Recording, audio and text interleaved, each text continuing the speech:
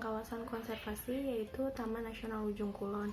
Taman Nasional itu sendiri merupakan konsep pelestarian alam yang paling populer di dunia. Konsep Taman Nasional lahir karena adanya dilema mengenai kepentingan pelestarian alam dengan pemanfaatan lain seperti pariwisata.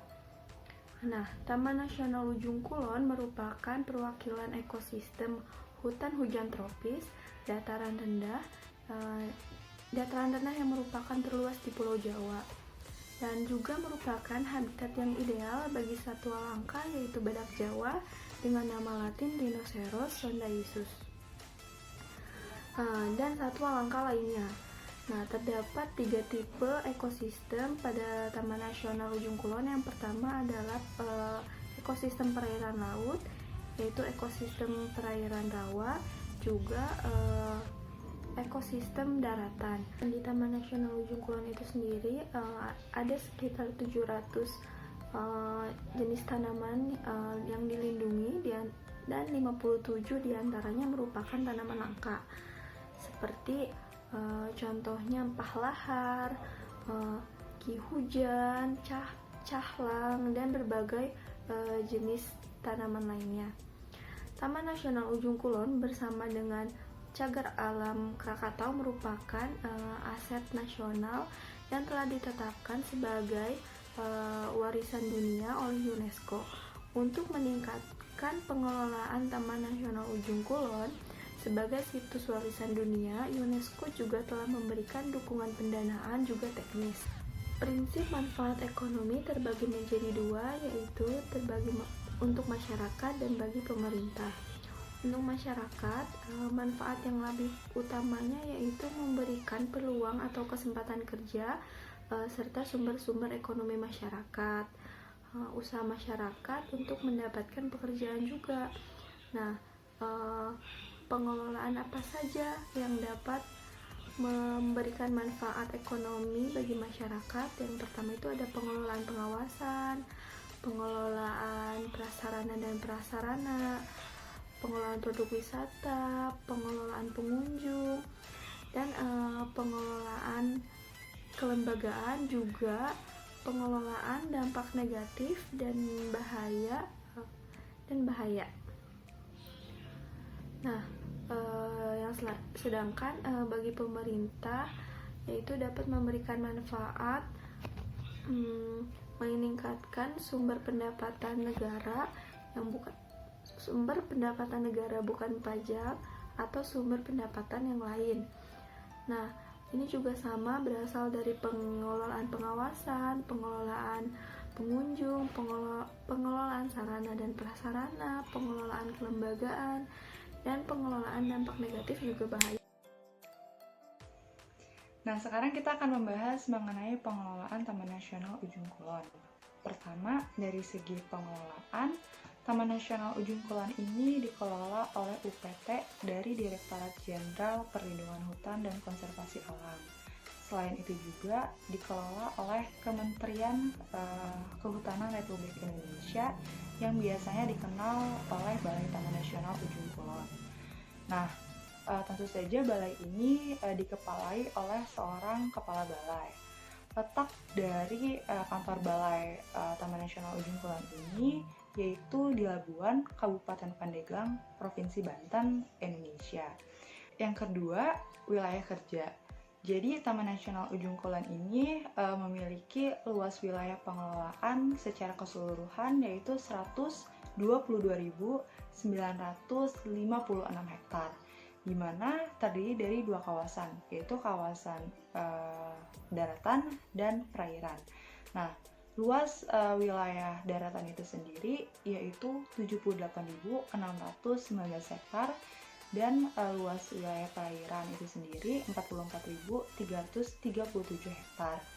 Nah, adapun usaha untuk mempermudah pengelolaan kawasan dengan cara membagi ke dalam 3 wilayah pengelolaan. Yang pertama, wilayah 1 yaitu Panaitan, wilayah 2 itu Pulau Handeuleum, dan wilayah 3 itu Sumor. Nah, yang ketiga yaitu zona kawasan, di mana dalam Undang-Undang Nomor 5 Tahun 1990, Taman Nasional yaitu suatu kawasan pelestarian alam yang dikelola dengan sistem zonasi. Nah, adapun zonasi pada kawasan Taman Nasional Ujung Kulon dibagi ke dalam beberapa zona. Yang pertama itu ada zona inti yang terdiri dari daratan dan lautan. Yang kedua yaitu zona rimba. Yang ketiga zona perlindungan bahari. Yang keempat zona pemanfaatan. Yang kelima zona tradisional.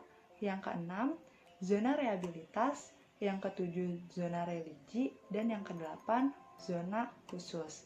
Nah, sekarang kita akan membahas mengenai masing-masing zona itu sendiri. Nah, yang pertama yaitu tadi zona inti yang terdiri dari daratan dan lautan. Nah, yang perlu teman-teman tahu, zona ini tuh adalah bagian dari Taman Nasional yang memiliki kondisi alam baik biota maupun fisiknya masih asli dan tidak atau belum terganggu. Nah, fungsinya itu untuk perlindungan keterwakilan keanekaragaman hayati yang asli dan khas. Nah, yang kedua yaitu zona rimba, di mana zona ini tuh merupakan bagian dari Taman Nasional karena letak dan kondisi serta potensinya itu mampu mendukung kepentingan pelestarian pada zona inti dan zona pemanfaatan. Nah, yang ketiga yaitu zona perlindungan bahari. Nah, zona ini itu merupakan zona rimba yang berada di wilayah perairan laut, teman-teman. Nah, selanjutnya yang keempat, zona pemanfaatan adalah bagian dari Taman Nasional karena letak kondisi dan potensi alamnya terutama dimanfaatkan untuk kepentingan pariwisata dan kondisi atau jasa pendukung lainnya. Nah, yang kelima yaitu zona tradisional, di mana zona ini merupakan bagian dari Taman Nasional yang ditetapkan untuk kepentingan pemanfaatan tradisional oleh masyarakat. Nah, karena kesejarahannya teman-teman memiliki ketergantungan dengan sumber daya alam. Nah, yang keenam yaitu zona rehabilitas, di mana zona ini ditetapkan karena mengalami kerusakan, sehingga perlu dilakukan kegiatan pemulihan komunitas hayati dan ekosistemnya yang mengalami kerusakan. Nah, yang ketujuh itu zona religi. Zona ini atau zona religi ini adalah bagian dari Taman Nasional yang di dalamnya terdapat situs religi, peninggalan warisan budaya atau sejarah yang dimanfaatkan untuk kegiatan keagamaan, perlindungan nilai-nilai budaya atau sejarah. Nah, yang kedelapan yaitu zona khusus, di mana zona ini itu ditetapkan karena kondisi yang tidak dapat dihindarkan. Misalkan terdapat kelompok masyarakat dan prasarana penunjang kehidupan yang tinggal sebelum wilayah tersebut ditetapkan sebagai zona Taman Nasional. Contohnya sarana telekomunikasi, fasilitas transportasi, dan listrik. Perkenalkan, nama saya Yulia Handayani Laksana. Saya akan membahas mengenai program pengelolaan dari Taman Nasional Ujung Kulon. Nah, yang pertama adalah program pengelolaan badak Jawa terpadu. Badak Jawa terpadu, nah ini tuh termasuk ke dalam program Pride Campaign yang mana berfungsi untuk mencegah kepunahan dari badak Jawa itu sendiri. Nah, berdasarkan hasil pertemuan dari Asian Rhino Specialist Group tanggal 2-3 Maret 2009 disepakati untuk membangun Javan Rhino Study and Conservation Area atau disingkat menjadi JRSCA di Taman Nasional Ujung Kulon. Nah, tujuannya untuk apa sih? Tujuan JRSCA ini adalah mengembangbiakan badak Jawa secara alami untuk mencapai tingkat populasi yang dapat hidup berkelanjutan di Taman Nasional Ujung Kulon. Yang kedua, sebagai area khusus untuk melakukan studi ekologis, perilaku, dan teknik pembinaan habitat badak Jawa. Yang ketiga, sebagai area khusus untuk melakukan konservasi badak Jawa secara lebih intensif. Dan yang keempat, sebagai area khusus untuk pengembangan ekowisata berbasis konservasi badak Jawa yang diharapkan dapat berkontribusi bagi peningkatan kehidupan masyarakat dan pembangunan di wilayah tersebut. Dan yang kelima, meningkatkan pemahaman dan kepedulian para pihak terhadap upaya konservasi badak Jawa. Nah, lokasi pembangunan JRSCA ini berada pada bagian selatan Gunung Honje, TNUK, dengan luas sekitar 5.100 hektar. Cukup luas ya. Nah, pembangunan ini dilaksanakan dengan tahap sebagai berikut, yakni penyusunan dokumen perencanaan, sosialisasi, pembinaan habitat, pengembangan sarana dan prasarana, serta persiapan pengelolaan. Nah, yang kedua adalah program pengelolaan primata. Di Taman Nasional Ujung Kulon terdapat 5 jenis primata, yaitu ada kera ekor panjang, owa Jawa, surili, lutung hitam, dan kukang. Nah, program yang sudah dilaksanakan dalam rangka pengelolaan primata ini namanya Unit Konservasi Darat atau UKD, di mana bertugas untuk melakukan perlindungan dan monitoring di wilayah Gunung Honje. Nah, selain mencatat berkas-berkas gangguan kawasan dan menindak aktivitas ilegal seperti perambahan, penebangan, dan pemburuan lainnya, mereka juga harus mencatat temuan baik itu badak Jawa, owa Jawa maupun satwa yang lainnya. Terus yang ketiga ada pengelolaan perairan atau marinir. Nah, dari judulnya saja sudah pasti pengelolaan ini mengenai perairannya. Nah, di dalam program pengelolaan ini terdapat kegiatan yang namanya Unit Konservasi Laut atau UKL. Nah, anggota Unit Konservasi Laut ini mempunyai tugas sebagai berikut, yaitu mencatat dan menindak pelanggaran di perairan, mencatat temuan biota laut, dan monitoring terumbu karang, padang lamun, dan ekosistem perairan lainnya. Nah, untuk yang kedua ada pemanfaatan rumput laut oleh masyarakat di dalam kawasan. Jadi masyarakat diwajibkan untuk ikut mengamankan kawasan karena di data yang kami dapat itu rumput lautnya itu diambil secara ilegal. Nah, makanya masyarakat di sekitar itu ikut atau wajib untuk menjaga kawasan. Nah, yang ketiga adalah monitoring terumbu karang. Yang keempat adalah pembuatan rumpon.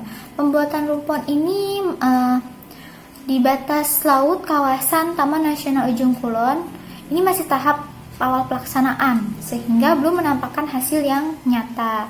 Nah, dengan tujuan untuk menambah daya tarik wisata bahari khususnya bagi yang suka memancing. Yang ketiga adalah program pengelolaan perairan yang mana di dalamnya terdiri dari beberapa kegiatan.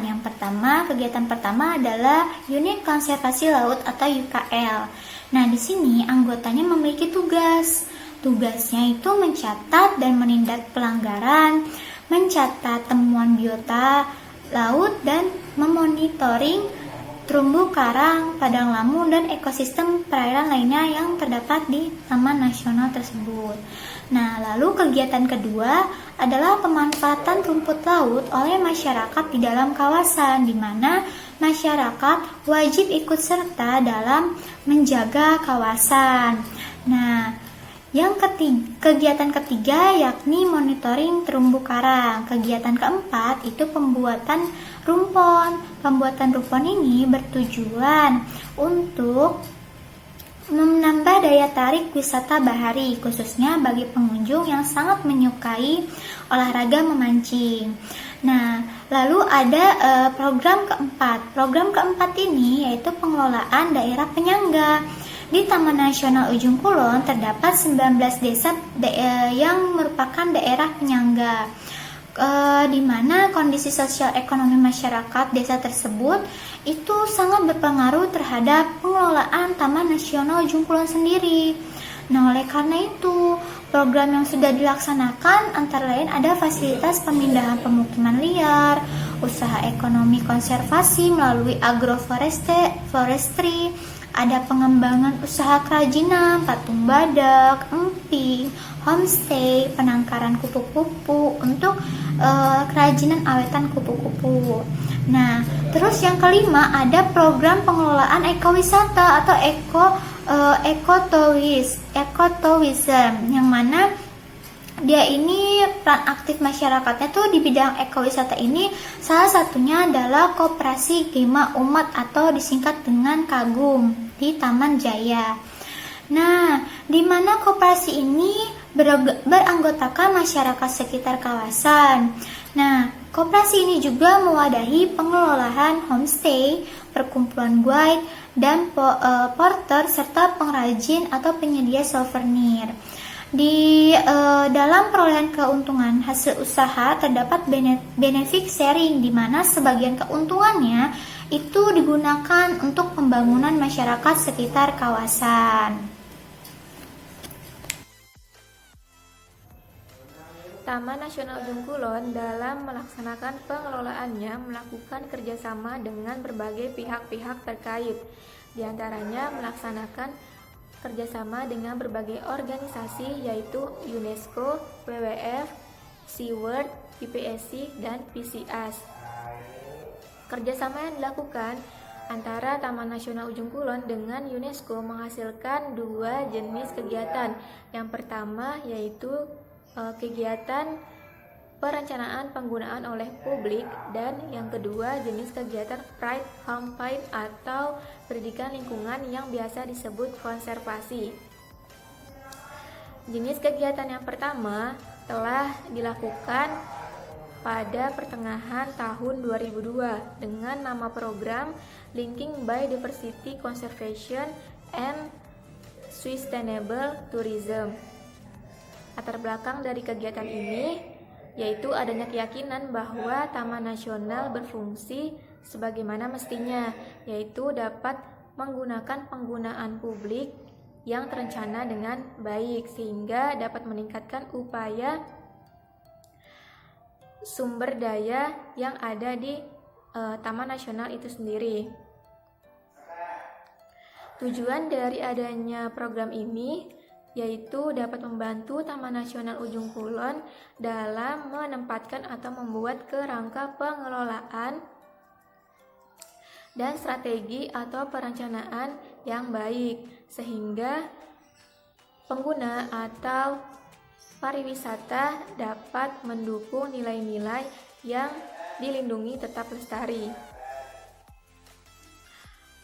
Sasaran dari adanya kegiatan ini secara khusus ada 4. Yang pertama yaitu menjamin tersampainya pesan utama Taman Nasional oleh seluruh pengunjung. Yang kedua, menyediakan pengalaman yang berkualitas bagi seluruh pengunjung Taman Nasional. Yang ketiga, dapat mengendalikan pengembangan keuangan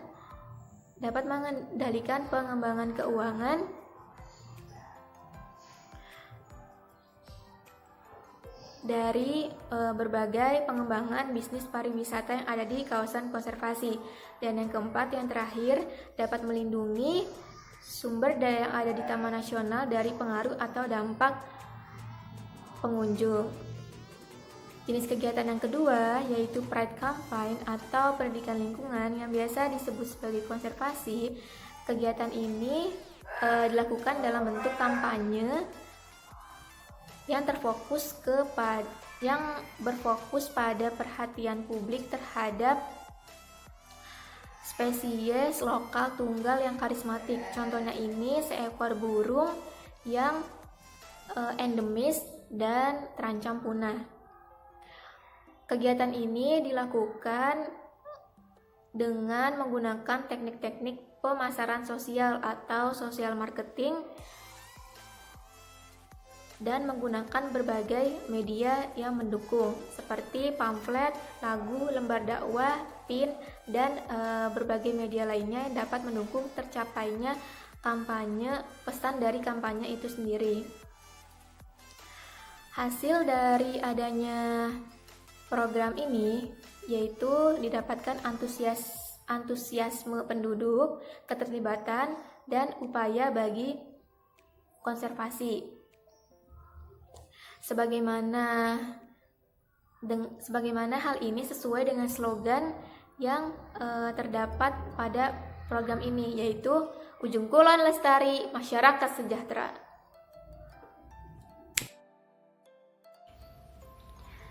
Nah, yang selanjutnya akan kita bahas yaitu pendanaan. Besar rata-rata WTP yang diperoleh yaitu Rp15.000. Nah, besaran rata-rata WTP ini diperoleh dengan menjumlahkan semua WTP dengan 20 responden, kemudian dibagi dengan jumlah responden.